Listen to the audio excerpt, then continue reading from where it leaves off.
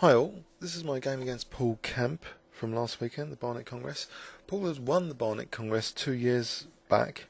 Very dangerous player, even back in like 1995 he was about 200 ECF. So he's been in 190s for years and years and years. And so I played E4, he played C6. I thought this is going to be a very solid game, but I thought I'd try the advanced variation against this Kh1, where I thought I was going to play knight d2 and knight b3. You know that video which was in the Russian Championship, which that seemed to work out very well. But he immediately played c5 here. So I had a bit of a think here. How can I exploit c5 as sort of delayed French defence transposition? If he gets his bishop out, it's going to be a very comfortable French defence. So I thought, well, one problem maybe is d5 now. Maybe I can put more pressure on d5 than usual. So I actually play knight c3 with the idea that if the bishop routinely goes out, then maybe d takes c5. He actually played cd, and I took with the queen. So I don't mind that my chain has gone because I've got pressure on d5, and in fact he closes in his bishop now with e6. So it's an interesting position out of the opening already. Not quite a French defence, and not really sort of Kh1 standard position. So knight f3, knight c6, and I thought, well, why don't I use my queen instead of going back? I'll use it, put it in an attacking position. I thought f4's not bad, so I play queen f4. So it has got potential crudities associated with it, with knight g5 just to attack f7, but it also supports e5 positionally. And maybe, h4 and knight g5 will be useful later. So anyway, he played knight h6, so that's guarding f7. And also, potentially, I thought, well, maybe he's preparing f6. And maybe even the knight can go back to f7. So, I played actually bishop d3, thinking that, well, maybe if f6, maybe I can just take, and if gf6, that might not be too bad for me if I just castle and play rook e1 with some pressure.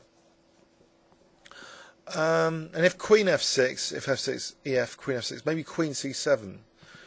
But he played actually a6, and I get on with castling, and he plays g6 now. So potentially there's going to be a knight f5, or there's a bishop g7 introduced just to attack e5. The downside is, I was pleased that maybe f6 is less playable now. So I actually try and cut out this knight from the game. I played g4, and he plays actually bishop d7. So maybe initiating some queenside counterplay potentially, like rook c8 and knight b4s. So against this, especially the concern about knight b4, I played a3, which is not just defending against knight b4, but maybe I'll try and open some lines up with b4, b5 later. So he plays rook c8, and I play bishop d2 just to guard c3, just in case I want to play this plan without, leaving the knight en prise. Now he plays bishop g7, and now I take this opportunity to strengthen e5, what Nc6 would sometimes call overprotection of e5. e5 is one of the most favoured points to overprotect because it's a point central, and also it's in the opponent's positions, in the opponent's territory, and also it's leaning towards the king side. So often e5 is one of the most important overprotection points, where Nc6 sort of was saying that your pieces gain strength just overprotecting a central point sometimes. Well, that's fairly logical though if you think about it, because how can this knight, say on a1, protect e5? Obviously, if it's protecting e5, it's usually around the centre to be able to protect e5, and the same for the other pieces. It's a central point, so it's in effect centralising pieces behind it. And one side effect noted is, you know, it's almost cramping black's game, because then if f6, he's got to be concerned about the pressure built up behind the overprotections like e6 and stuff. So the overprotection also has this cramping effect. And maybe he was a bit concerned about castling. I'd actually lost the game score for the game, and he had kindly sent the game score by post with a note here that maybe he could have improved his play by just castling here instead of knight, what was played, which was knight g8, a strange looking move. However, I had been calculating quite a bit about castling, and I was really looking forward to black castling, and disappointed when he didn't. I've checked with Rybka, and this kind of variation is almost critical, I think, for black. g5, taking on f5. You see, I do have a crude idea here to use this overprotection and just move the king and go for the hack attack. But with the bishop on g7, it would seem, well, that's pointless if the queen takes on h7. The king's just going to go to f8. Would it be pointless, though? This is an example variation. So say I go for this crude attack and black, well, there's better moves for black probably than this, but say black did munch even the queen side. And this sort of position occurred. This might be getting dangerous, because if I can get knight g3 to h5, Rybka was indicating, you know, imminent danger for black in this position.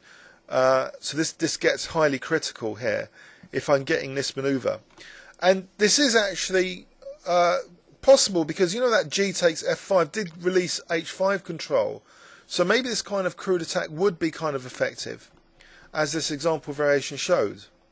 But he played anyway knight g8. So I'm not sure about that, if castling, you know, was a great idea.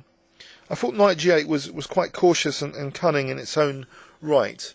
But I still try and open the position up via b4, b5 now. I play b4, but he even stops that now. He plays knight a7. And now I'm wondering about knight g5. Would it be pointless to play knight g5? Because I'm setting myself up tactically to bishop h6s, or even, you know, h5 at the right moment. But then I thought, well, if the queen has to protect e7, and okay, if the knight is chased back, then the queen would still have to get away from e7 to develop the knight. So I thought this was awkward for black, so I played it anyway, knight g5. So he plays queen e7. And now I thought also this diagonal will be interesting. If I play b5 as a sack and get the potential for bishop b4 as a decoy, to decoy the queen to be able to take on f7, that might be dangerous. So I carry on with a4, and then he plays bishop h6, which was one of my concerns about knight g5. But, you know, the dark squared bishop is quite interesting to have. So bishop takes hg, and then he plays h6. I don't really want this h-file being used against my king. So what I do, I try and restrict the scope of this rook by this next move, queen h2, just to pin that pawn. And here is an exchange sacrifice, which I kind of anticipated, but didn't think was that brilliant. He played rook takes c3, which gathers a couple of pawns for the exchange. Well, after queen takes g5, there's an immediate critical threat, as well as queen g4, of h5, just to rip open that h-file. So here, I let him have another pawn. Anyway, I'm forced to let him have another pawn, because two of my pawns are in pre. So I play f3, and he takes on a4. So he's got two pawns for the exchange, with potential, you know, for h5. It looks quite promising, but I can evict the black queen now, and I do so with bishop d2. So the queen moves back, and now I transfer my attention to the queen side here, because the king side is very solid. So I play the move queen f2. Now he plays d4, which I think is a reasonably good move. Now rook e4, prompting knight c6 to protect the pawn.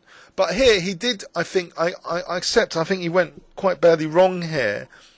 After rook a1, there's a great move, just b5 here, and that will keep his position kind of more solid than the game.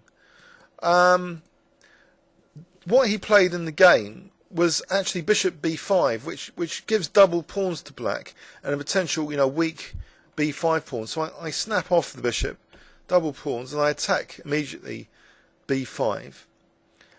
And it's difficult for black to defend b5 because I've also got possession of the a file, which comes in handy now.